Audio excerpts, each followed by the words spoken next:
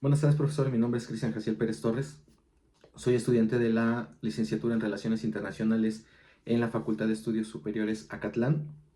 Y pues este video forma parte de las evaluaciones correspondientes al noveno semestre de la materia de tópicos de economía internacional.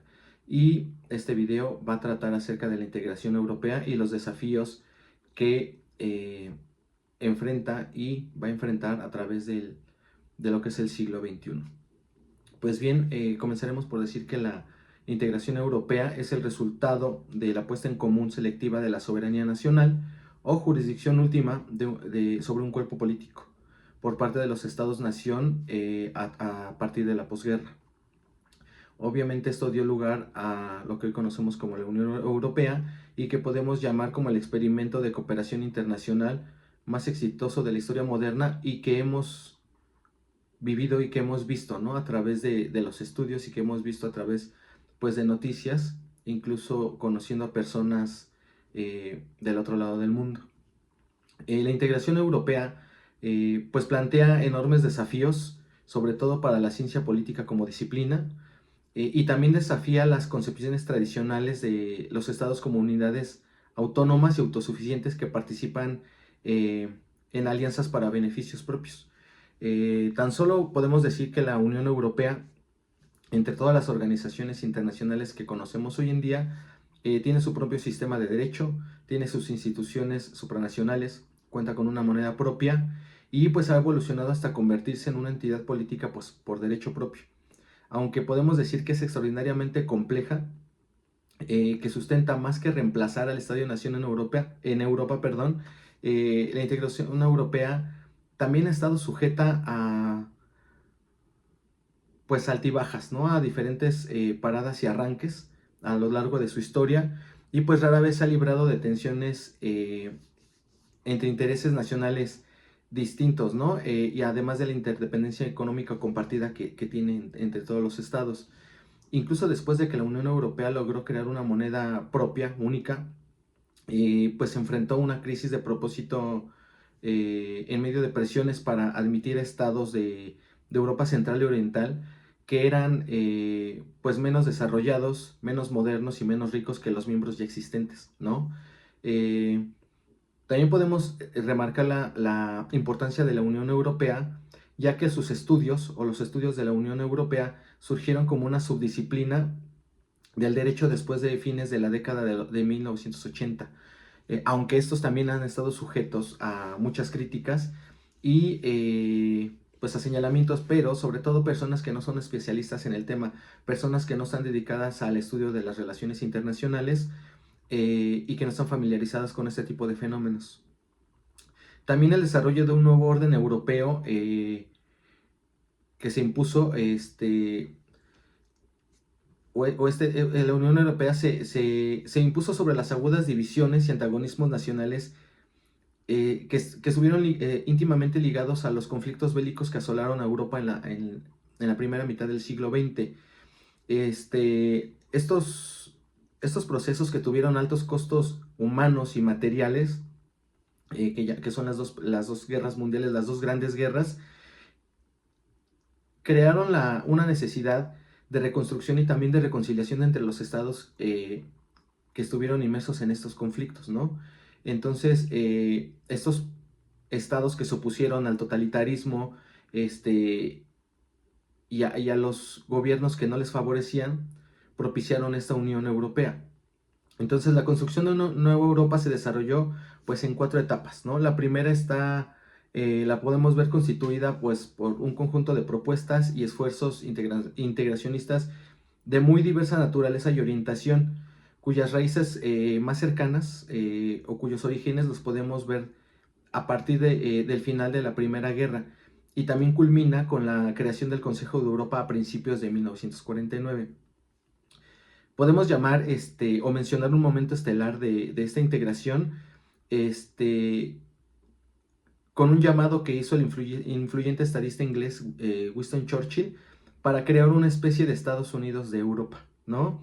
Este llamado lo hizo en la Universidad de Zúrich en 1946, para ser exactos en septiembre de 1946, y esta convocatoria provocó que en mayo de 1948 se llevara a cabo en La Haya un congreso presidido por el mismo Sir Winston Churchill, donde se dieron cita numerosos grupos que estaban a favor de la unidad europea. Ahí sin ningún problema, muchos estuvieron de acuerdo, se logró alcanzar ese ideal que debía de establecer una organización internacional dotada de un cuerpo parlamentario. 8 meses después, cuentan los textos, Francia y Gran Bretaña deciden crear un Consejo de Europa y piden a otros países europeos participar en la preparación de un estatuto, el cual se firmó en la ciudad de Londres en el 5 de mayo de 1949. A partir de aquí, pues bueno, los intentos por conceptualizar la naturaleza de un arreglo institucional europeo, pues fueron numerosos, ¿no? Y pues también los problemas que ha enfrentado, ¿no? Porque no quiere decir que esto fue caminando solamente y automáticamente, ¿no? Sino que se enfrentó a diversos problemas a lo largo de su creación y a lo largo de la formulación de sus estatutos. Por ejemplo, para identificar uno de ellos, las autoridades europeas nunca han intentado definir el carácter de dicho arreglo, ¿no? Por ejemplo, otro problema es que todo el tiempo está en transformación, ¿no? No es como que todo el tiempo se basen sobre las mismas reglas, sino que constantemente y ante los intereses de los estados integrantes, pues esto va cambiando, ¿no? Está en una constante transformación. Otro problema es que su estructura y operación son pues altamente complejos. Esto pues va mencionado desde los primeros dos problemas, lo cual dificulta la conceptualización y la teorización de pues de toda esta integración europea, ¿no? Ya por último mencionemos que también visto desde su conjunto, todo el andamiaje constitucional que se comenta, pues es nuevo y único en su género, ¿no? Son situaciones que en un principio no estaban contempladas en el derecho internacional, entonces se tuvieron que ir adaptando a las nuevas necesidades de los estados que integraban esta Unión Europea. También, por otro lado, notemos grandes diferencias que existen entre la Unión Europea y otras organizaciones intergubernamentales, ¿no? Por ejemplo, la primera cuenta con una estructura institucional mucho más desarrollada y compleja, con una mayor autonomía para la toma de decisiones y con una más amplia y creciente cobertura en materia de políticas públicas. Podemos decir en suma que se afirma que la Unión Europea ha rebasado gradualmente el nivel intergubernamental para incursionar en el supranacional. ¿Qué es entonces a partir de aquí la Unión Europea? ¿No? Es como una gran incógnita y tenemos muchos conceptos, mucho contexto, pero ¿qué es la Unión Europea como tal? En voz de uno de sus integrantes o en uno de sus voceros, una de las pistas es que dicha organización puede ser vista como una nueva forma de relación entre estados, algo entre un estado en el sentido tradicional y una organización internacional. Puede parecer claro que esta afirmación se limita a recordarnos o a señalarnos que estamos ante un fenómeno organizacional novedoso,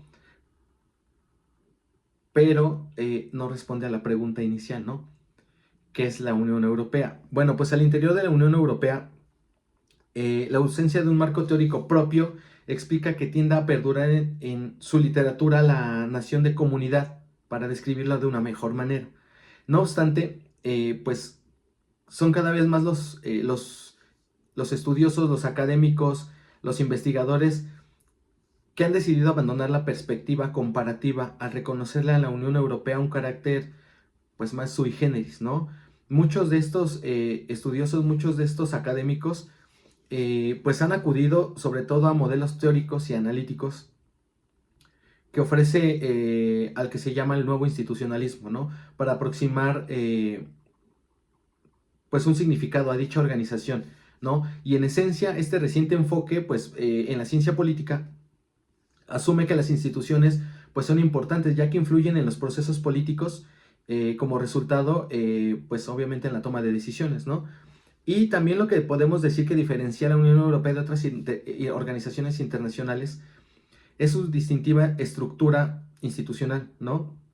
Dada su complejidad,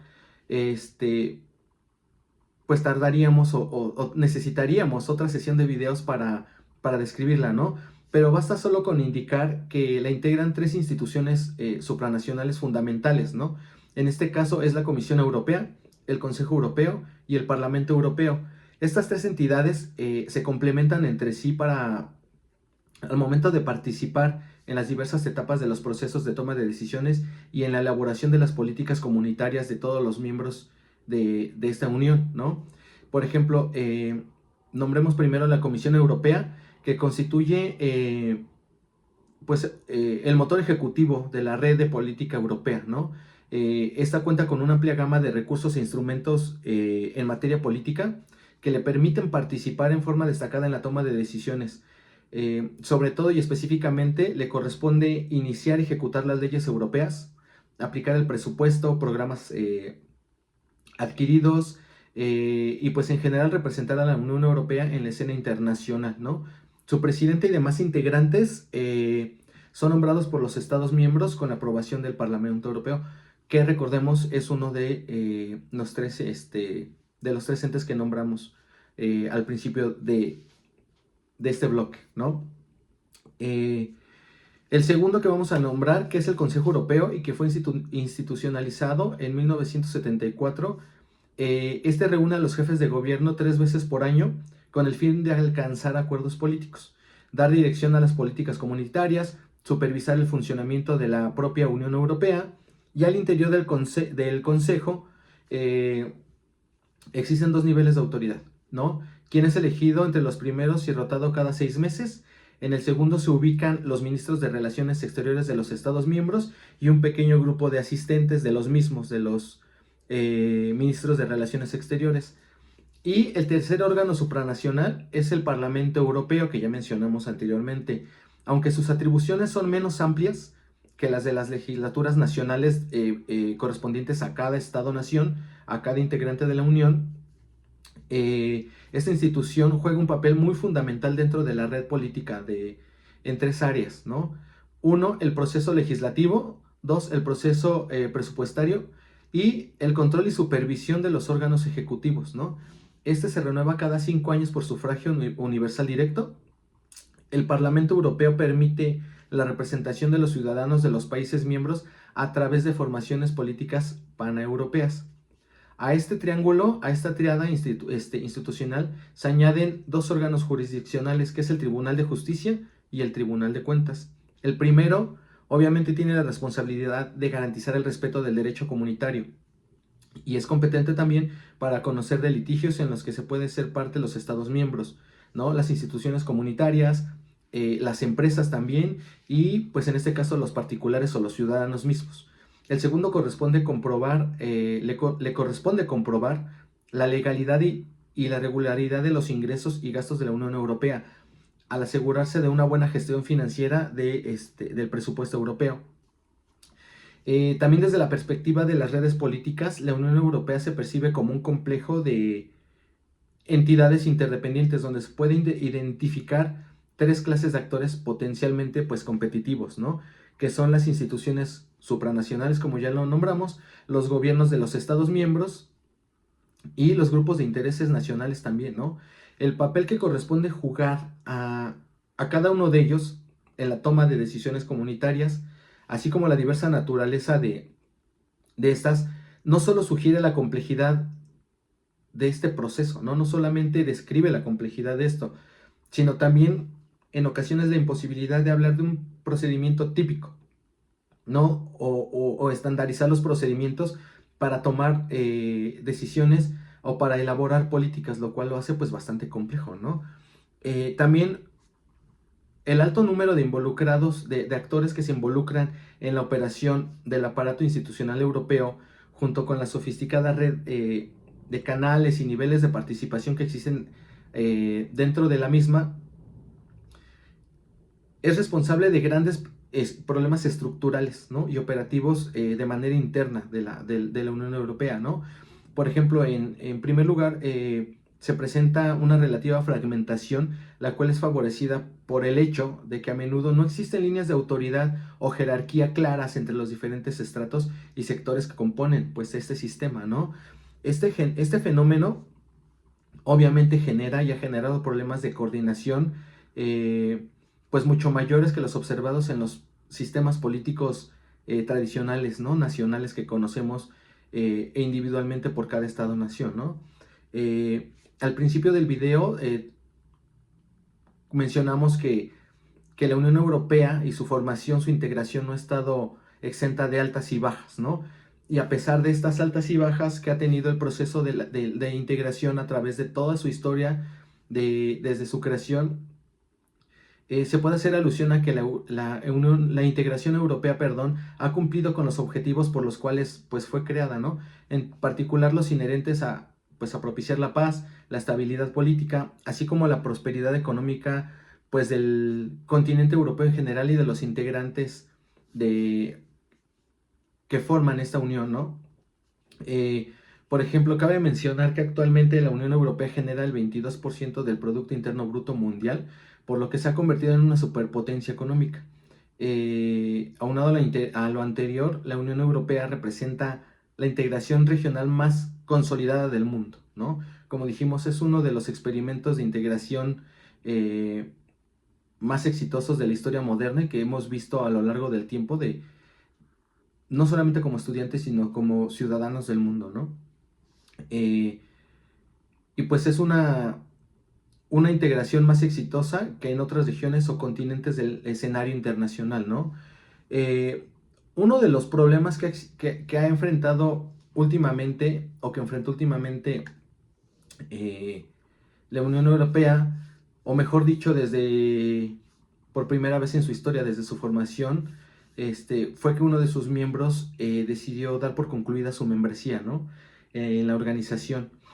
El 23 de junio del 2016, el 52% de los ciudadanos británicos votó en contra de permanecer en la Unión Europea y solamente el 48% se manifestó a favor de continuar en dicha organización. Si bien aquí no es muy grande la diferencia, podemos ver que la mayoría de los ciudadanos británicos pues no estaban eh, conformes, ¿no? O tranquilos con el hecho de que su país perteneciera a la Unión Europea, ¿no? Si bien fueron pocos los estudios de opinión pública que acertaron con los resultados de dicho referéndum, y a pesar de que el euroescepticismo había crecido de manera alarmante dentro del Reino Unido en los últimos años, previo al movimiento y a la votación del Brexit, entre las variantes más importantes que motivaron a la mayoría de la opinión pública británica para poner fin a estos 47 años de la membresía de las Islas Británicas en la Unión Europea, resaltan los siguientes puntos, ¿no? Que es recuperar controles fronterizos, la migración, que es un problema o una situación que preocupa mucho a los británicos, a los ingleses y que consideran ya un problema mayor, el desempleo y obviamente la crisis de refugiados políticos, ¿no? También dentro de ello, pues es el terrorismo y también que querían dejar de contribuir a los fondos comunitarios para la cooperación intrarregional, ¿no? Eso y finalmente pues también, ¿no? Que el, el sentimiento británico, ¿no? En torno a la pérdida de decisiones soberanas, ¿no? Este orgullo inglés sobre todo, que forma parte de un nacionalismo que no les interesaba estar compartiendo intereses con otros países, con otros estados, ¿no? Sino que ellos son ingleses y querían permanecer siéndolo sin estar dentro de una comunidad europea, ¿no? Compartiendo políticas, moneda, muchas cosas, ¿no? Y fue así como, pues bueno, la Unión Europea, perdón, que la primer ministra en aquel entonces, Theresa May, y el Parlamento británico decidieron anunciar pues que finalizaban con la membresía, ¿no? de las Islas Británicas en la Unión Europea. Aunque después dimitió Theresa May, el 24 de julio, para ser exactos, de 2019, el nuevo primer ministro británico Boris Johnson decidió continuar con este proceso del Brexit, el cual culminó el 31 de enero del 2020, ¿no? Y pues bueno, este movimiento trajo consecuencias, pues para el Reino Unido, tanto como para la Unión Europea, ¿no? Pues si no negativos, llamémoslo también devastadores, ¿no? Porque han sido, muy marcados las consecuencias que ha traído este movimiento. Por ejemplo, el 44% de las exportaciones, 44% de las exportaciones británicas tuvieron problemas, ¿no? Tuvieron muchos problemas para volverse a integrar, ¿no? Porque obviamente dentro de todo este contexto de la Unión Europea, pues bueno, hay acuerdos de libre comercio, ¿no? Entonces se afectaron de esa manera y pues las exportaciones del Reino Unido se vieron afectadas, ¿no? Al mismo tiempo, pues los ciudadanos británicos ya no tendrían derecho de vivir, trabajar y jubilarse en cualquier miembro de la Unión Europea, ¿no? Y Londres tendría que pagar entre 35.000 y 39.000 millones de libras esterlinas debido a los compromisos que adquirió con la Unión Europea, ¿no? Previo al fenómeno del Brexit, ¿no? Otro de los problemas que también ha enfrentado la integración europea, la Unión Europea, es que se enfrenta a la legitimidad, ¿no? En una crisis generacional, ¿no? Cuando fueron creadas las comunidades europeas en 1957, pues sus ideales fueron concebidos por una generación que sufrió las consecuencias de la Segunda Guerra Mundial, ¿no? O de las dos grandes guerras mundiales, ¿no? Hoy en día, dichos ideales inherentes a promover la paz, la estabilidad política, el respeto por los derechos humanos, así como la prosperidad económica, pues no encuentran mayor respuesta entre los jóvenes europeos, ¿no? En este sentido, hoy más que nunca, amplios sectores de la opinión pública europea expresan la enorme necesidad que existe de replantear el proyecto de integración de Europa. Y, por ejemplo, desde la perspectiva de los investigadores, este nuevo proyecto debe convencer a las nuevas generaciones en relación con los beneficios de pertenecer a la Unión Europea, ¿no? Asimismo, pues desde su visión, este nuevo proyecto de integración regional debe combatir los movimientos ultranacionalistas, así como el fenómeno del euroescepticismo, ¿no? Ahora vamos a esta parte de qué es el euroescepticismo, ¿no? Este es un concepto que se refiere a un movimiento político y social que expresa un fuerte rechazo hacia la integración europea. Cabe mencionar que existen dos tipos de euroescepticismo, el fuerte y el moderado, ¿no? El primero exige a sus gobiernos poner fin a la membresía de la Unión Europea, porque desde su perspectiva esta organización no es democrática, sus políticas supranacionales lesionan la soberanía de sus miembros, y el segundo es de la opinión de que sus países continúen dentro de la Unión Europea. Sin embargo, rechazan algunas de las políticas supranacionales, tales como la libre movilidad de personas, la apertura de las fronteras, las políticas migratorias y las cuotas de refugiados políticos impuestas por Bruselas, ¿no? Aunado a todo esto, a lo anterior, exigen una transformación radical de la Unión Europea en aras de adaptar a dicha organización, a dicha unión, pues a las nuevas realidades que enfrentan las sociedades europeas a la luz del siglo XXI, ¿no? Entre el primer grupo, bueno, basándonos en el primer tema que tocamos del Brexit, se encuentran los habitantes del Reino Unido, y en segundo grupo los miembros del grupo que se llama el grupo de Visegrado, tales como Polonia, Hungría, República Checa y Eslovaquia, ¿no? Uno de los investigadores más importantes dentro de este movimiento, de esta corriente de estudios europeos, está el polaco Stanislaw Parsimejs, y menciona las siguientes variables que ha proporcionado pues este fenómeno, ¿no? El euroescepticismo que se tiene hacia la integración europea, ¿no? Y las variables que componen este fenómeno, pues los podemos nombrar como los siguientes, ¿no? Por ejemplo, está el sentimiento de amenaza en torno a la pérdida de soberanía, proteger los intereses económicos nacionales, rechazo hacia las políticas supranacionales de la Unión Europea, la crisis de migración y refugiados, el costo de la integración europea, terrorismo, el desempleo, la apertura de las fronteras y las crisis económicas. Sin duda alguna, el euroescepticismo pues es un fenómeno social que crece cada vez más en la opinión pública europea. Ya es un tema que empieza a preocupar a muchos de los integrantes de la Unión Europea, ¿no? Debido a que una gran parte de la sociedad se encuentra insatisfecha con estas políticas, con la Unión Europea en general. Por lo tanto, pues es muy importante acercarnos a leer más acerca de este fenómeno, porque si bien ya se había escuchado, o yo ya lo había escuchado en lo personal, se me hace muy interesante y se me hace un gran tema de estudio saber el proceder de las nuevas generaciones y qué opinión tienen cerca de seguir perteneciendo a la Unión Europea, ¿no? No es un caso aislado, sino que debemos de seguir trabajando en ello para saber, ¿no?, cómo las nuevas generaciones son las que van a decidir cómo va a caminar la Unión Europea por lo que resta del siglo XXI, ¿no?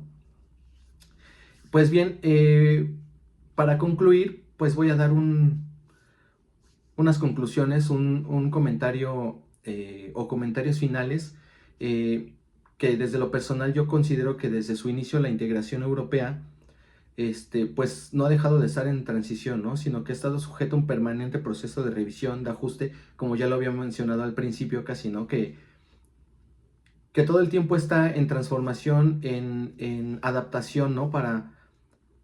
Pues recordemos que la Unión Europea está integrada por estados pues de diferentes culturas, ¿no? Si bien Europea es un territorio pequeño, dentro de existen muchas etnias, muchas sociedades que no comparten, ¿no?, muchas veces ni los ideales, ¿no? Incluso dentro de un país pequeño puede haber muchas diferencias étnicas, ¿no?, y de cultura, ¿no? Incluso eso ha llevado a muchas guerras dentro de un territorio, ¿no?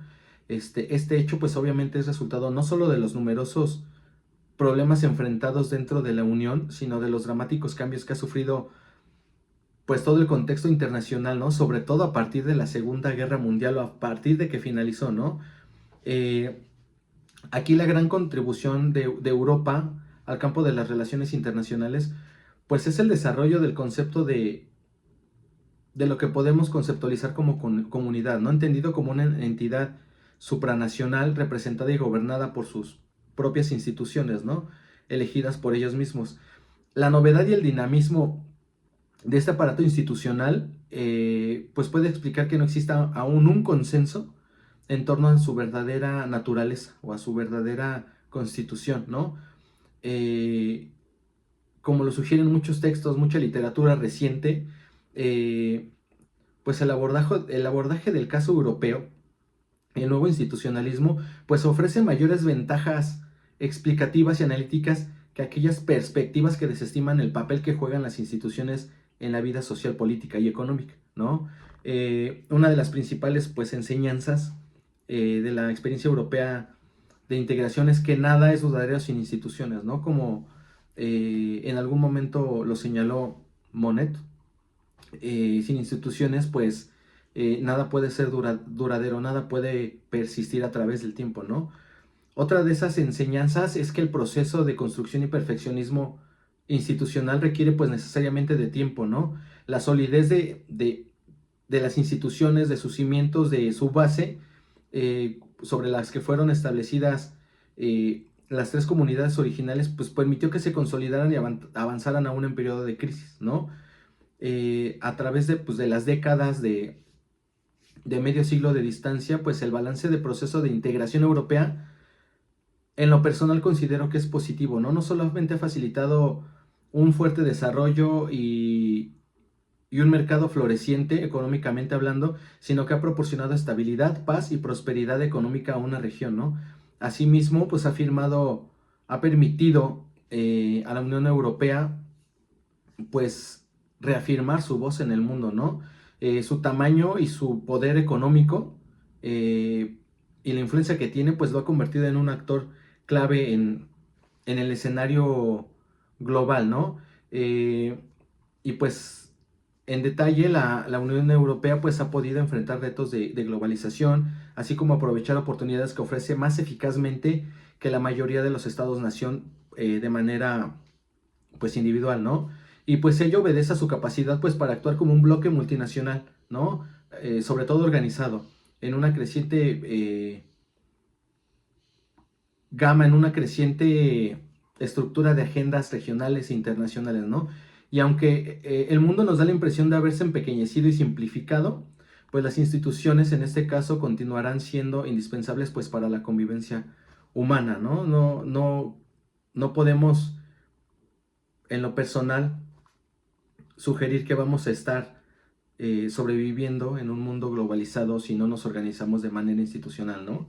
Y en términos de seguridad, pues la Unión Europea y la OTAN pues deben de cooperar más eh, en aras de confrontar los dilemas de seguridad que enfrenta hoy en día, ¿no? También el viejo continente, tales como el terrorismo, como los ciberataques, y pues ambas organizaciones en este caso deben de exigir a sus miembros, deben de trabajar en conjunto para que se cumplan con los requisitos de adhesión que se solicitan, ¿no? Cuando se integran a la Unión Europea y en este caso pues también a la OTAN, ¿no? Que muchos o la mayoría de sus miembros pertenecen también a esta organización, ¿no?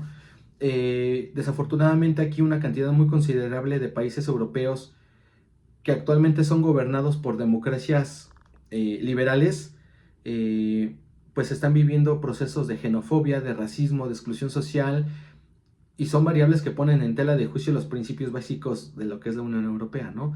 De mantener la paz, de mantener la integración, eh, de mantener unido a un continente completo, ¿no? Obviamente esto representa una amenaza para la seguridad, pues continental y mundial, ¿no? Porque bien lo dijimos, Europa o la Comunidad Europea, la Unión Europea, pues obviamente es uno de los actores principales dentro del escenario político internacional, ¿no? Y pues bueno, también estemos conscientes de que pueden resurgir ultranacionalismos y rivalidad política, ¿no? Entre las potencias europeas, que es lo que ha evitado la Unión Europea a través de estos años después de la posguerra, ¿no? Y pues ambos fenómenos, recordemos, generaron conflictos mundiales y así como la destrucción de Europa, ¿no? Y si esto llegase a suceder, pues no solamente estaríamos presenciando la destrucción de Europa, sino del mundo y de tal y como lo conocemos hoy en día. Muy bien, este fue mi trabajo, este fue mi video. Espero sus comentarios, la retroalimentación y le envío un fuerte saludo, profesor. Buena tarde.